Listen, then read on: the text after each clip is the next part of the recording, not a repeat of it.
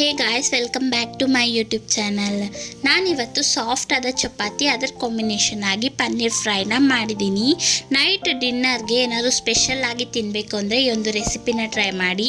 ಇಲ್ಲ ಮನೆಗೆ ಯಾರಾದರೂ ಗೆಸ್ಟ್ಗಳು ಬಂದಾಗೂ ಈ ಒಂದು ರೆಸಿಪಿನ ಟ್ರೈ ಮಾಡಿದ್ರೆ ತುಂಬಾ ಇಷ್ಟಪಟ್ಟು ತಿಂತಾರೆ.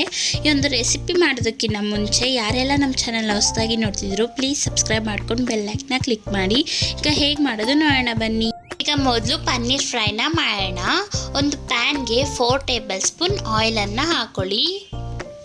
ಎಣ್ಣೆ ಕಾದಿದ ನಂತರ 2 ಚಕ್ಕೆ, 5ರಿಂದ 6 ಲವಂಗ, 2 ಟೇಬಲ್ ಸ್ಪೂನ್ ಧನಿಯಾ, 6ರಿಂದ 7 ಗೋಡಂಬಿ. ಗೋಡಂಬಿ ಇಲ್ಲ ಅನ್ನೋರು ಸ್ಕಿಪ್ ಮಾಡ್ಕೊಬೋದು. ಹಾಗೆ ಶುಂಠಿ ಮತ್ತು ಬೆಳ್ಳುಳ್ಳಿ, 10ರಿಂದ 12 ಬ್ಯಾಡಗೆ ಮೆಣಸಿನ್ಕಾಯಿ. ಬ್ಯಾಡಗೆ ಮೆಣಸಿನ್ಕಾಯಿ ಹಾಕೋದ್ರಿಂದ ಬಣ್ಣನೂ ತುಂಬ ಚೆನ್ನಾಗಿರುತ್ತೆ ಮತ್ತು ಟೇಸ್ಟು ಚೆನ್ನಾಗಿರುತ್ತೆ. ಈಗ ಇವೆಲ್ಲನೂ ಒಂದು ಸ್ವಲ್ಪ ಹೊತ್ತು ಫ್ರೈ ಮಾಡ್ಕೊಳ್ಳಿ. ಸ್ವಲ್ಪ ಹೊತ್ತು ಫ್ರೈ ಆದಮೇಲೆ ಕಲರ್ ಎಲ್ಲನೂ ಚೇಂಜ್ ಆಗಿರುತ್ತೆ. ಈಗ 4 ಈರುಳ್ಳಿ, 4 ಟೊಮೆಟೊನ ಒಟ್ಟಿಗೆ ಹಾಕ್ಕೊಂಡು ಎರಡೂ ಚೆನ್ನಾಗಿ ಫ್ರೈ ಮಾಡ್ಕೊಳ್ಳಿ. ನೋಡಿ, ಈ ಥರ ಸಿಪ್ಪೆ ಎಲ್ಲ ಬಿಟ್ಕೊಂಡು ಹಾಗೆ ಫ್ರೈ ಮಾಡ್ಕೊಳ್ಳಿ. ನಾವು ಎರಡನ್ನು ಒಟ್ಟಿಗೆ ಹಾಕಿರೋದ್ರಿಂದ ಡಿಫ್ರೆಂಟ್ ಟೇಸ್ಟ್ ಅನ್ನೋದು ಕೊಡುತ್ತೆ. ಈಗ ಇದನ್ನು ಹಾರಕ್ಕೆ ಬಿಡಿ. ಈಗ ಒಂದು ಮಿಕ್ಸಿ ಜಾರ್ನ ತಗೊಳ್ಳಿ. ನಾವು ಫ್ರೈ ಮಾಡಿ ಇಟ್ಕೊಂಡಿದ್ವಲ್ಲ ಒಂದು ಮಸಾಲೆನ ಹಾಕೊಳ್ಳಿ. ಎಲ್ಲ ಹಾಕ್ಕೊಂಡು ಸ್ವಲ್ಪನೇ ನೀರು ಹಾಕ್ಕೊಂಡು ನುಣ್ಣಗೆ ಗ್ರೈಂಡ್ ಮಾಡ್ಕೊಂಡು ಬನ್ನಿ. ನೋಡಿ, ಈ ಥರ ಪೇಸ್ಟ್ ಥರ ಹಾಕಬೇಕು.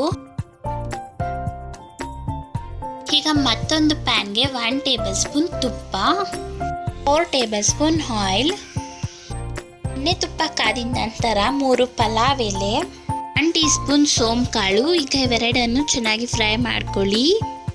2 ಉದ್ದ ಕಟ್ ಮಾಡ್ಕೊಂಡಿರೋ ಈರುಳ್ಳಿನ ಹಾಕ್ಕೊಂಡು ಬ್ರೌನ್ ಶೇಡ್ ಬರೋ ಹಾಗೆ ಫ್ರೈ ಮಾಡ್ಕೊಳ್ಳಿ. ನೋಡಿ, ಈರುಳ್ಳಿ ಎಲ್ಲನೂ ಬ್ರೌನ್ ಶೇಡ್ಗೆ ಬಂದಿದೆ. ಈ ಥರ ಎಣ್ಣೆ ಎಲ್ಲ ಬಿಟ್ಕೊಬೇಕು. ಈಗ ನಾವು ಆಗಲೇ ರುಬ್ಬಿಟ್ಕೊಂಡಿರುವಂಥ ಮಸಾಲೆನ ಎಲ್ಲನೂ ಹಾಕೊಳ್ಳೋಣ. ಈಗ ಎಲ್ಲವನ್ನು ಹಾಕ್ಕೊಂಡು ಒಂದು 2 ಮಿನಿಟ್ಸ್ ಫ್ರೈ ಮಾಡ್ಕೊಳ್ಳಿ.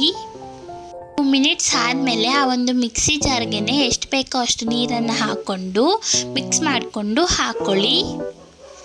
ಈಗ ನಾನು ಸ್ವಲ್ಪ ಮತ್ತೆ ನೀರನ್ನು ಸೇರಿಸ್ಕೊತಿದ್ದೀನಿ. ರುಚಿಗೆ ತಕ್ಕಷ್ಟು ಉಪ್ಪು, 1 tea spoon Kashmiri chilli powder, ಹಾಗೆ 1 ಟೀ ಸ್ಪೂನ್ ಧನಿಯಾ powder, 1 tea spoon garam masala.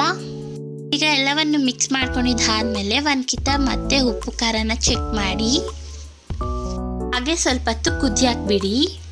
ಈಗ ನೋಡಿ, ಚೆನ್ನಾಗಿ ಕುದೀತಿದೆ. ಈಗ ಪನ್ನೀರನ್ನು ಹಾಕೊಳ್ಳೋಣ. ನಾನಿಲ್ಲಿ 250 ಗ್ರಾಮ್ ಪನ್ನೀರ್ನ ಹಾಕೊತಿದ್ದೀನಿ. ಈಗ ಇದನ್ನು ನಿಧಾನಕ್ಕೆ ಮಿಕ್ಸ್ ಮಾಡ್ಕೊಳ್ಳಿ. ಈಗ ಇದಕ್ಕೆ ಒಂದು ಚೀಸ್ ಲೇಯರನ್ನು ಹಾಕ್ಕೊಳ್ಳಿ. ನಿಮ್ಮ ಹತ್ರ ಚೀಸ್ ಲೇಯರ್ ಇಲ್ಲ ಅಂದರೂ ಸ್ಕಿಪ್ ಮಾಡ್ಕೊಬೋದು. ಚೀಸ್ ಹಾಕೋದ್ರಿಂದ ಸ್ವಲ್ಪ ಥಿಕ್ನೆಸ್ ಬರುತ್ತೆ. ಈಗ ಮತ್ತೆ ಚೀಸ್ ಎಲ್ಲ ಕರಗೋ ಹಾಗೆ ಫ್ರೈ ಮಾಡ್ಕೊಳ್ಳಿ. ಈಗ ನೋಡಿ ಗಾಯ್ಸ್, ಪನ್ನೀರ್ ಫ್ರೈ ರೆಡಿ. ಈ ಥರ ಒಂದ್ಕಿತ ಟ್ರೈ ಮಾಡಿ. ಮನೇಲಿರೋರು ಎಲ್ಲರೂ ಸಹ ತುಂಬಾ ಇಷ್ಟಪಟ್ಟು ತಿಂತಾರೆ. ಒಂದು ಪನ್ನೀರ್ ಫ್ರೈ ಬಂದ್ಬಿಟ್ಟು ಚಪಾತಿಗೆ, ಪೂರಿಗೆ, ದೋಸೆಗೆ, ರೈಸ್ಗೆ ಎಲ್ಲದಕ್ಕೂ ಕಾಂಬಿನೇಷನ್ ಚೆನ್ನಾಗಿರುತ್ತೆ. ಸೊ ಅದಕ್ಕೆ ನಾನು ಫಸ್ಟೇ ತೋರಿಸ್ದೆ ಈ ಒಂದು ಪನ್ನೀರ್ ಫ್ರೈನ. ಈಗ ಚಪಾತಿ ಹೇಗೆ ಮಾಡೋದು ಅಂತ ನೋಡ್ಕೊಂಬರೋಣ ಬನ್ನಿ. ಚಪಾತಿನ ರೆಡಿ ಮಾಡೋಣ ಬನ್ನಿ. ಒಂದು ಪ್ಯಾನ್ಗೆ 2 ಕಪ್ ಗೋಧಿ ಹಿಟ್ಟನ್ನು ತಗೊಂಡಿದ್ದೀನಿ. ಈಗ ರುಚಿಗೆ ತಕ್ಕಷ್ಟು ಉಪ್ಪನ್ನು ಹಾಕ್ಕೊಂಡು ಮಿಕ್ಸ್ ಮಾಡ್ಕೊಳ್ಳಿ. ಹಾಗೆ 1 ಟೀ ಸ್ಪೂನ್ ತುಪ್ಪ ಹಾಕೋದ್ರಿಂದ ತುಂಬಾ ಸಾಫ್ಟಾಗಿ ಬರುತ್ತೆ ಚಪಾತಿಗಳೆಲ್ಲನೂ. ಸೊ ಅದಕ್ಕೆ ತುಪ್ಪನ ಹಾಕ್ಕೊಳ್ಳಿ. ಇದನ್ನು ಸಹ ಒಂದ್ಕಿತ್ತ ಚೆನ್ನಾಗಿ ಮಿಕ್ಸ್ ಮಾಡ್ಕೊಳ್ಳಿ. ಮಿಕ್ಸ್ ಮಾಡ್ಕೊಂಡಿದ್ದಾದ್ಮೇಲೆ 2 ಟೇಬಲ್ ಸ್ಪೂನ್ ಆಯಿಲನ್ನು ಹಾಕ್ಕೊಳ್ಳಿ. ಇದನ್ನು ಸಹ ಮಿಕ್ಸ್ ಮಾಡ್ಕೊಳ್ಳಿ. ಎಣ್ಣೆ ಹಾಕ್ಕೊಂಡು ಮಿಕ್ಸ್ ಮಾಡ್ಕೊಂಡಾಗ ಈ ಥರ ಉಂಡೆ ಕಟ್ಟಬೇಕು. ಅಂಥವ್ರಿಗೂ ನೀವು ಎಣ್ಣೆನ ಹಾಕ್ಕೊಂಡು ಮಿಕ್ಸ್ ಮಾಡ್ಕೊಳ್ಳಿ. ಈಗ ಸ್ವಲ್ಪನೇ ನೀರು ಹಾಕ್ಕೊಂಡು ಹಸಿಟ್ಟನ್ನ ಕಲಿಸ್ಕೊಳ್ಳಿ. ನೋಡಿ, ಈ ಥರ ಹಸಿಟ್ಟನ್ನ ಕಲಿಸ್ಕೊಬೇಕು. ಈಗ ಹಸಿಟ್ಟನ್ನು ತಗೊಂಡು ಈ ಥರ ಸಣ್ಣದಾಗಿ ಉಂಡೆನ ಹಾಕ್ಕೊಳ್ಳಿ. ಈ ಥರ ಮುರಿದ್ಕೊಂಡು ಇಟ್ಕೊಂಡಿರ್ತೀವಲ್ಲ ಅದಕ್ಕೆ ಮತ್ತೆ 2 ಟೇಬಲ್ ಸ್ಪೂನ್ ಆಯಿಲ್ ಹಾಕ್ಕೊಂಡು ಚೆನ್ನಾಗಿ ನಾದ್ಕೊಳ್ಳಿ. ಈ ಥರ ಮಾಡೋದ್ರಿಂದ ಒಳಗಡೆ ಎಲ್ಲನೂ ಆಯಿಲ್ ಎಲ್ಲ ಹೋಗಿ ಸಾಫ್ಟಾಗಿ ಬರುತ್ತೆ. ನಾವು ಚೆನ್ನಾಗಿ ನಾದ್ದಷ್ಟು ಇನ್ನೂ ಸಾಫ್ಟಾಗಿ ಚಪಾತಿಗಳು ಬರುತ್ತೆ. ಈಗ ನೋಡಿ, ಎಣ್ಣೆ ಎಲ್ಲನೂ ಸ್ವಲ್ಪ ಡ್ರೈ ಆಗಿದೆ. ಈ ಥರ ನಾದ್ಕೊಬೇಕು. ಈಗ ಒಂದು ಪ್ಲಾಸ್ಟಿಕ್ ಕವರ್ನ ತಗೊಂಡು ಅದಕ್ಕೆ ಹಸಿಟ್ಟನ್ನ ಹಾಕ್ಕೊಂಡು ಗಾಳಿ ಹಾಡ್ದಿರಂಗೆ ಮುಚ್ಚಿಡಿ. ಒಂದು 15 ನಿಮಿಷ ಮುಚ್ಚಿಡಿ. ಈಗ 15 ನಿಮಿಷ ಆಗಿದೆ. ಈಗ ಹಸಿಟ್ಟನ್ನ ತೆಕ್ಕೊಳ್ಳೋಣ. 15 ನಿಮಿಷ ಆದಮೇಲೆ ಇನ್ನೂ ಸಾಫ್ಟಾಗಿ ಆಗಿರುತ್ತೆ. ಈಗ ನಿಮಗೆ ಚಪಾತಿಗಳು ಯಾವ ಸೈಜಿಗೆ ಬೇಕೋ ಆ ಸೈಜ್ಗೆ ಉಂಡೆಗಳನ್ನ ಕಟ್ಕೊಳ್ಳಿ. ನಾನು ಈ ಒಂದು ಸೈಜಲ್ಲಿ ಕಟ್ಕೊಳ್ತಾ ಇದ್ದೀನಿ. ಎಲ್ಲನೂ ಅದೇ ರೀತಿ ಕಟ್ಕೊಳ್ಳಿ. ಈಗ ಒಂದು ಚಪಾತಿ ಮಣೆನ ತಗೊಂಡು ಅದಕ್ಕೆ ಈ ಥರ ಹಸಿಟ್ಟನ್ನ ಪ್ರೆಸ್ ಮಾಡಿಕೊಂಡು ಹಸಿಟ್ಟಲ್ಲಿ ಈ ಥರ ಮೆತ್ಕೊಂಡು ಈ ಥರ ರೌಂಡಾಗಿ ತೀಡ್ಕೊಳ್ಳಿ. ಎಲ್ಲನೂ ಇದೇ ಥರನೇ ತೀಡ್ಕೊಳ್ಳಿ. ನೋಡಿ, ಇಲ್ಲಿ ನಾನು ಇಷ್ಟು ಚಪಾತಿನ ತೀಡ್ಕೊಂಡಿದ್ದೀನಿ. ಈ ಚಪಾತಿಗಳನ್ನೆಲ್ಲನೂ ರಿವರ್ಸ್ ಮಾಡ್ಕೊಳ್ಳಿ. ಆಗ ಹಳೆ ಚಪಾತಿನ ಫಸ್ಟ್ ಸುಡೋ ಥರ ಆಗುತ್ತೆ. ಈಗ ಸ್ಟವ್ ಆನ್ ಮಾಡಿ ಒಂದು ಹೆಂಚನ್ನ ಹಿಡಿ. ಹೆಂಚನ್ನ ಚೆನ್ನಾಗಿ ಕಾಯಕ್ಕೆ ಬಿಡಿ. ಹೆಂಚು ಚೆನ್ನಾಗಿ ಕಾದಿದ ನಂತರ ನಾವು ತೀಡ್ಕೊಂಡಿರುವಂಥ ಚಪಾತಿನ ಹಾಕ್ಕೊಂಡು ಅದ್ರ ಮೇಲೆ ಎಣ್ಣೆನ ಸವರ್ಕೊಳ್ಳಿ. ನೋಡ್ತಿರ್ಬೋದು, ಎಣ್ಣೆ ಹಾಕಿದ ತಕ್ಷಣನೇ ಬಬಲ್ಸ್ ಎಲ್ಲ ಬರೋದಕ್ಕೆ ಸ್ಟಾರ್ಟ್ ಆಗ್ತಿದೆ. ಈಗ ಇದನ್ನ ರಿವರ್ಸ್ ಮಾಡ್ಕೊಳ್ಳೋಣ. ನೋಡಿ ಎಷ್ಟು ಚೆನ್ನಾಗಿ ಹಾಕ್ತಿದೆ ಅಲ್ವಾ. ಮತ್ತೆ ಇದ್ರ ಮೇಲೆ ಬೇಕಿದ್ರೆ ಎಣ್ಣೆನ ಹಾಕೊಬೋದು. ಈಗ ಮತ್ತೆ ಇದನ್ನ ರಿವರ್ಸ್ ಮಾಡ್ಕೊಳ್ಳಿ.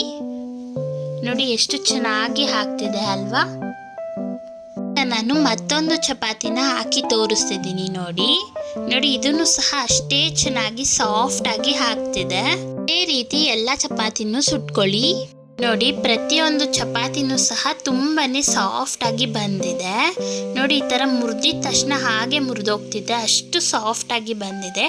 ನೀವು ಒಂದ್ಕಿತ ಟ್ರೈ ಮಾಡಿ ಹೇಗಿತ್ತು ಅಂತ ಕಮೆಂಟಲ್ಲಿ ತಿಳಿಸಿ.